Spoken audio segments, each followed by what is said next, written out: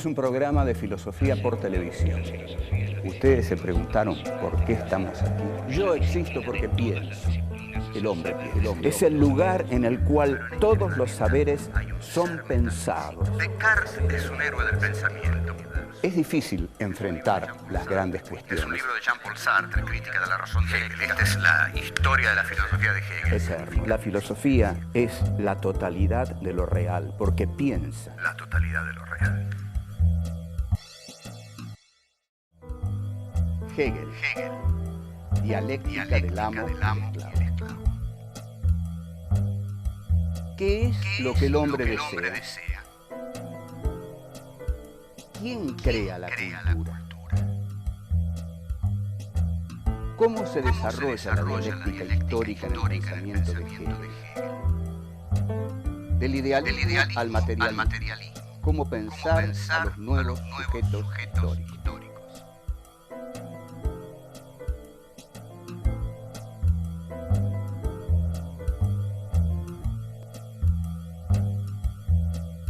En la Fenomenología del Espíritu, que es la obra maestra de Hegel, que la publica en 1807, hay un fragmento célebre, que es uno de los más altos momentos de la filosofía, en el cual Hegel desarrolla lo que se conoce como la dialéctica del amo y el esclavo. Durante la década del 30, en Francia, un filósofo de origen ruso, Alexandre Koyev, dio unos cursos sobre la dialéctica del amo y el esclavo, a los que acudieron filósofos de enorme importancia, como Merleau-Ponty, Jacques Lacan, Raymond Queneau, y se dice que Jean-Paul Sartre consiguió los apuntes. La dialéctica del amo y el esclavo plantea el origen de la historia. ¿Cómo empieza la historia? Quizá uno nunca se preguntó esto, pero el origen de la historia, en realidad, vamos a ver que sigue siendo el origen de las relaciones humanas. Para Hegel, la historia comienza cuando se enfrentan dos deseos, dos conciencias deseantes. Ante todo vamos a diferenciar el deseo humano del deseo animal. El deseo humano desea deseos, es decir, el deseo de un hombre desea el deseo del otro, es decir, desea que el otro lo reconozca como su superior, que se le someta. Por eso yo deseo el deseo del otro, deseo que el otro me reconozca, se me someta, y que yo, vamos a ver en qué me voy a constituir cuando esto ocurre, qué relación se va a establecer entre el otro y yo. Pero en principio el hombre desea deseos, el animal desea cosas, y las cosas que desea generalmente se las come, desea cosas naturales. El hombre no desea cosas naturales, y este es el excepcional hallazgo de Hegel. La conciencia es deseo, con lo cual, en este momento, Hegel está sacando a la conciencia de esa inmanencia en que el pensamiento idealista subjetivo la tenía, es decir, la conciencia como una interioridad. Acá la conciencia, al ser conciencia deseante, se expulsa, está arrojada hacia afuera. Lo que yo deseo es el deseo del otro. El animal desea cosas, desea la materia, la naturalidad, lo natural. El hombre desea deseos. Bien, se establece entonces el enfrentamiento. Yo deseo que el otro se me someta. Deseo que el deseo del otro me reconozca. Mi deseo es que el otro se me someta y me reconozca. Y el deseo del otro es que yo haga eso, que yo me someta y lo reconozca a él. Este enfrentamiento tiene una resolución, porque uno de los dos en determinado momento los dos saben, he pedido perdón, está bien, Los dos saben, en realidad cuando uno explica mal algo tiene que pedir perdón. Los dos saben, las dos conciencias deseantes saben que están emprendiendo una lucha a muerte. A muerte. Yo deseo que el otro se me someta y me reconozca, y el otro desea que yo me le someta y lo reconozca. Esta es una lucha a muerte. Pero en determinado momento se resuelve, porque una de las dos conciencias tiene miedo. El temor. ¿A qué tiene miedo? A morir. Tiene miedo a morir. Porque esta, que es una lucha a muerte, va a terminar con la muerte de uno de los dos. Entonces, el que tiene miedo a morir antepone el temor a la muerte a su deseo. Es más fuerte su temor a morir que su deseo de ser reconocido por el otro. En cambio, aquel en el cual el deseo es más fuerte que su temor a morir es el que somete al otro. Pero el otro, el que pierde, en él no es tan fuerte el deseo de ser reconocido, es más fuerte el miedo a morir. Entonces ese se me somete.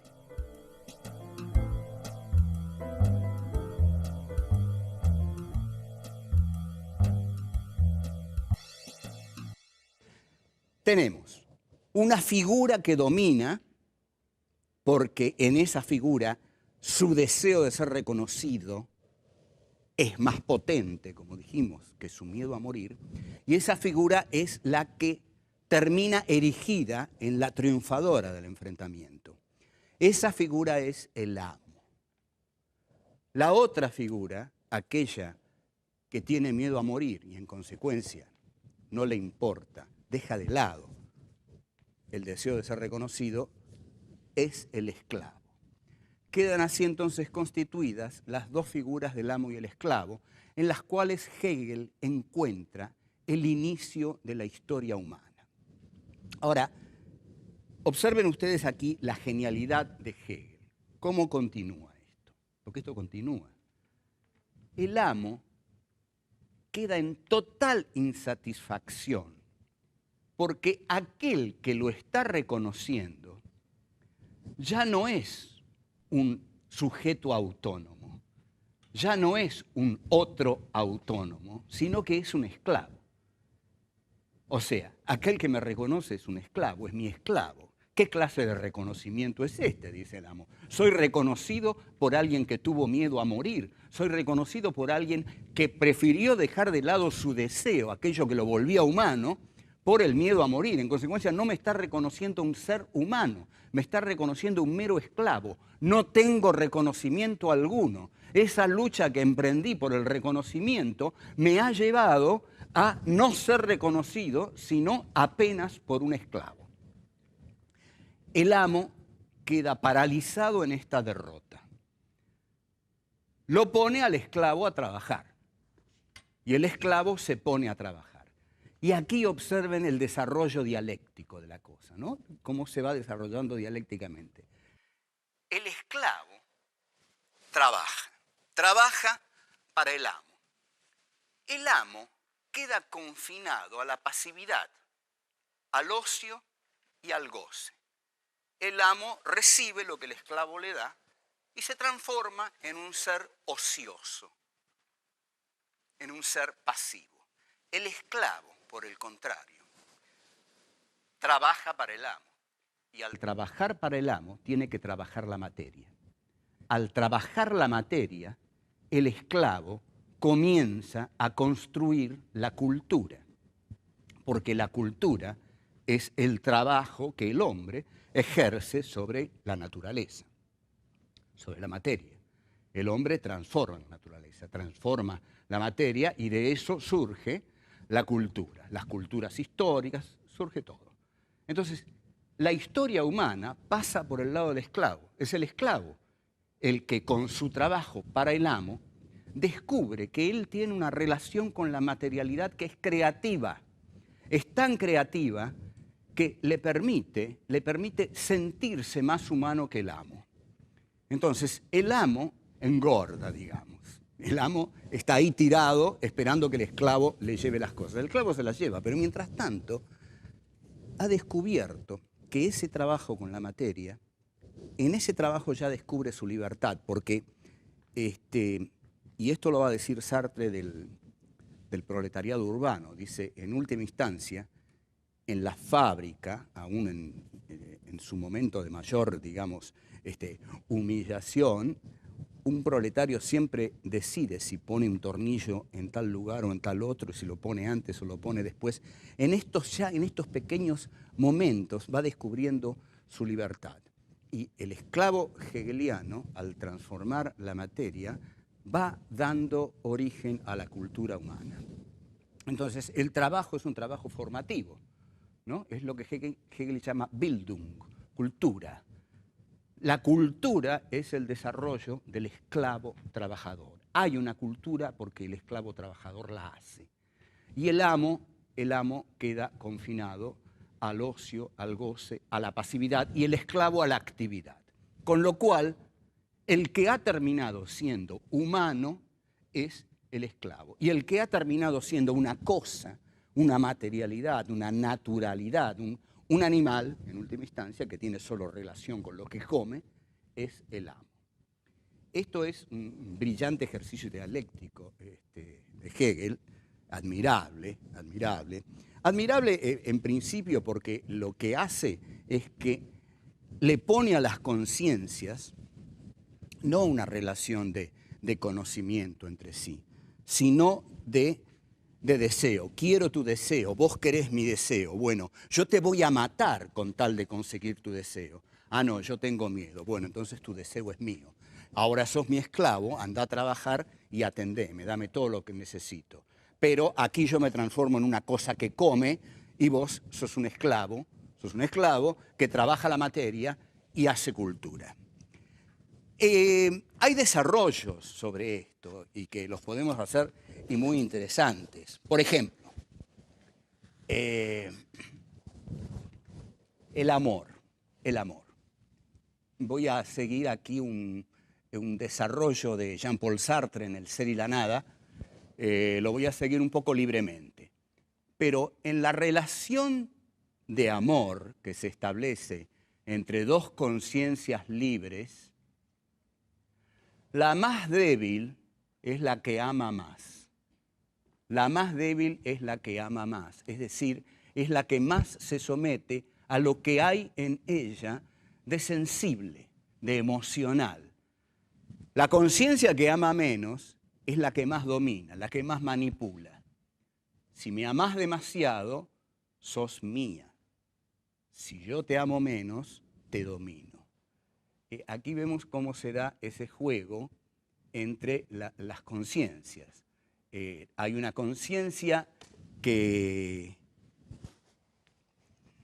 busca dominar y otra conciencia que termina siendo sometida. Y en el juego del amor es muy interesante esto que se produce, porque amame demasiado, amame mucho y te me vas a someter. Y en la medida en que yo dé un paso atrás y te amo menos, voy a someterte.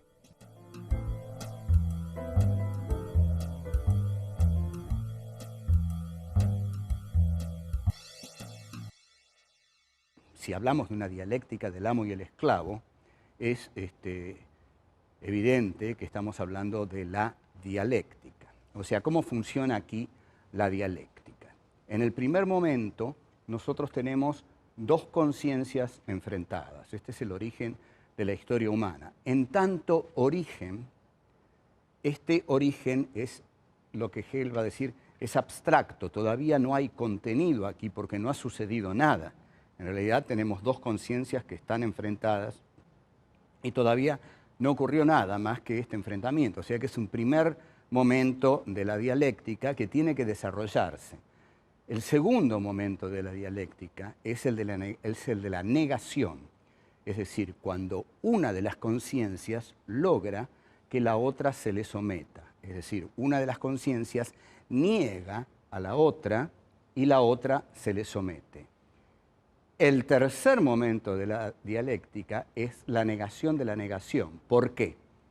porque la conciencia que había sido negada niega a la negadora. Lo voy a explicar más claramente, aunque estaba claro, pero vamos a poner los personajes.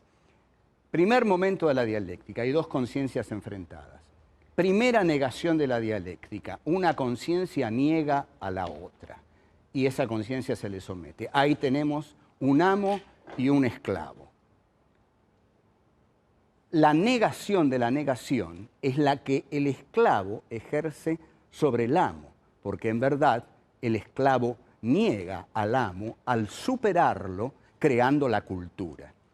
¿Qué es lo que ha salido? Un tercer momento que es la historia humana, la cultura humana, eso que el esclavo hace, y en esa cultura humana está integrada toda la dialéctica. El amo, el esclavo trabajador, el amo ocioso, forman parte de una nueva figura histórica. Entonces, nosotros tendríamos que la dialéctica de Hegel tiene, según habitualmente, vulgarmente se conoce, pero tiene tres momentos. El primer momento es el de la afirmación, el segundo momento es el de la negación y el tercero es el de la negación de la negación. O sea, tenemos una afirmación y luego hay una negación de esa primera afirmación y luego hay una negación de la negación y se llega a un tercer momento en el cual se concilian los contrarios. Los antagónicos están conciliados en una síntesis que los contiene en tanto antagónicos, pero es una síntesis superadora de las contradicciones anteriores. La historia para Hegel va a funcionar así. Es el desarrollo de formas que van surgiendo, que se van negando y que una nueva negación niega a la anterior y establece una síntesis superior, que es un nuevo momento que a su vez se va a negar y va a dar origen a otro desarrollo y a otro desarrollo, y así de totalización en totalización se desarrolla la dialéctica histórica. Ahora bien, esta figura del amo y el esclavo ha sido tan rica que no solo dio, por supuesto, origen al ejemplo cuasi sartreano que yo di de la relación de amor, sino que fue tomada por algunos talentosos cineastas. Si ustedes ven la película de Joseph Losey, el director inglés, El sirviente, una película con Dick Bogart y Sarah Miles, van a ver que ahí el sirviente, que empieza como sirviente, va progresivamente sometiendo al amo hasta que él logra reemplazarlo. Donde deliberadamente está muy mostrado el esquema del amo y el esclavo es en una película de los años 60 que se llamó La Gran Comilona, una película del director Marco Ferreri con un elenco de actores europeos como Michel Piccoli, Marcello Mastroianni, Ugo Tognazzi y Philippe Noiret. La película narra lo siguiente: 4 personajes de la alta burguesía se encierran en una fastuosa mansión y deciden comer hasta morir. Entonces, la idea de Marco Ferreri, una idea contestataria típica de la década del 60, es la siguiente. Los esclavos llevan la comida, porque se ve a los proveedores que llevan la comida, y la burguesía come. Y la burguesía va a comer tanto que va a morir. O sea, la burguesía en última instancia se acabaría por implosión de la burguesía. En la película, efectivamente, comen de modo desmesurado, van muriendo de a uno en uno, y Marco Ferreri lo que está diciendo es: los amos van a morir comiendo, intoxicados con su propia comida.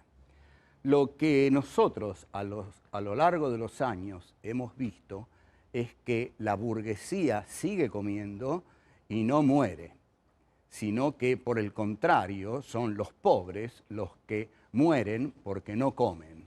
Es decir, el mensaje utópico de Marco Ferreri se ha invertido en esta realidad que nosotros estamos presenciando en este momento histórico al que podríamos llamar posmilenio o de polaridad nuclear apocalíptica, si ustedes quieren darle una calificación optimista a este momento histórico. Y lo que vemos en este momento es que no se dio el esquema de Marco Ferreri, es decir, que la burguesía iba a comer hasta reventar. Por el contrario, la burguesía sigue comiendo. El proletariado no enterró a la burguesía, como Marx lo había pronosticado, sino que es la burguesía la que está enterrando al proletariado, y que la burguesía sigue comiendo y no muere, y el proletariado, o los pobres, los excluidos, los escupitados del sistema, mueren porque no comen.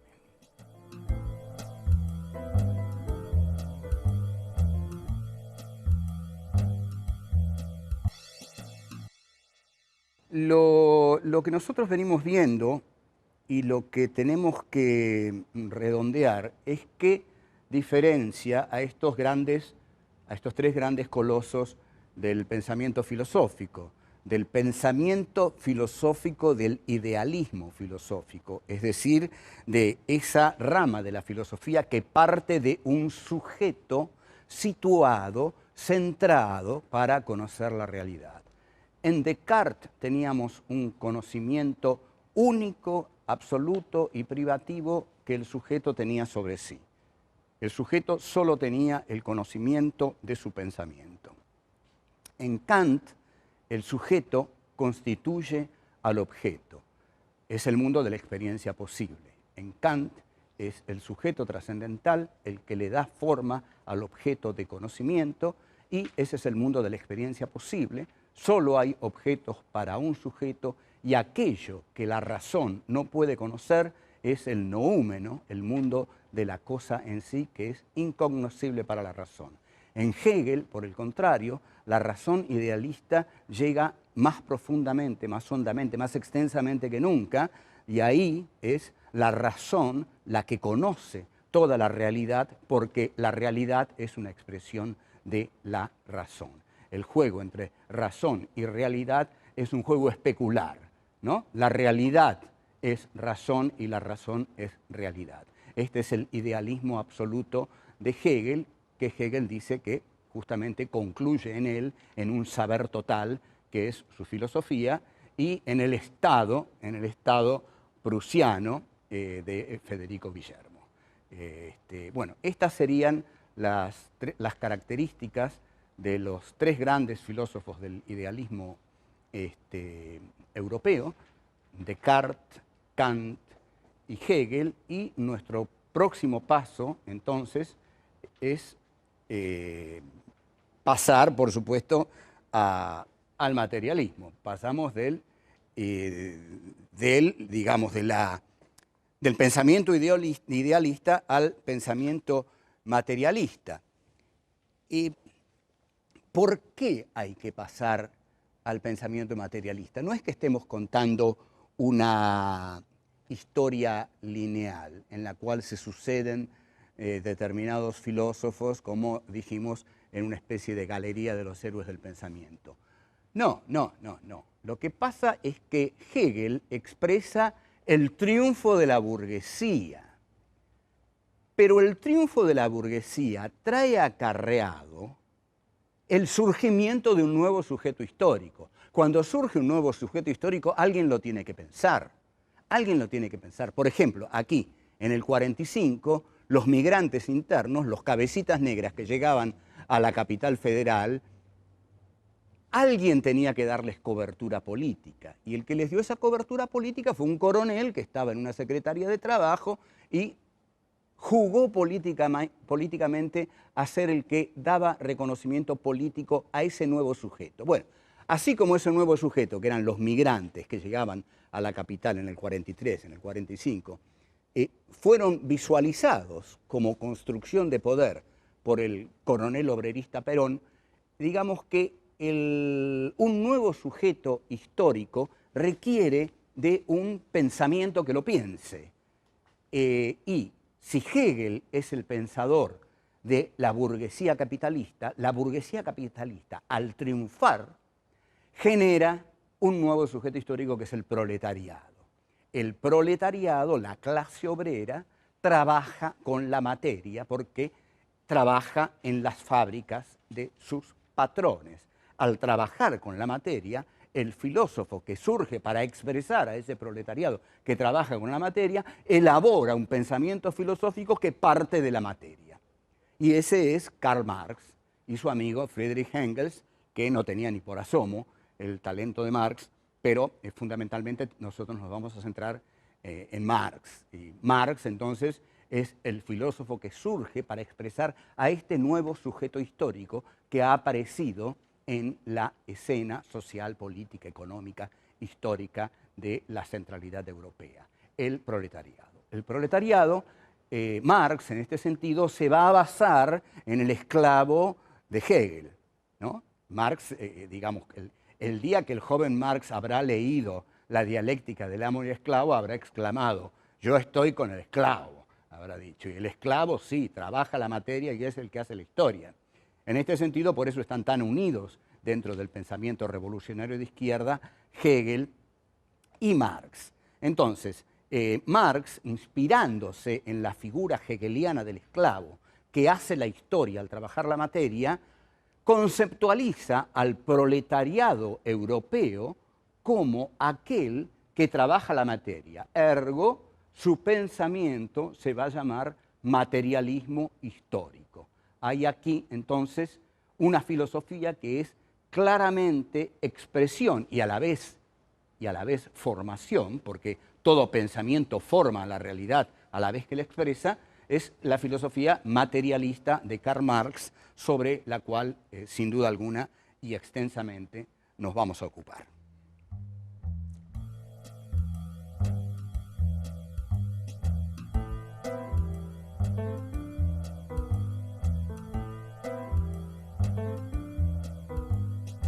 El que tiene miedo a morir antepone el temor a la muerte a su deseo.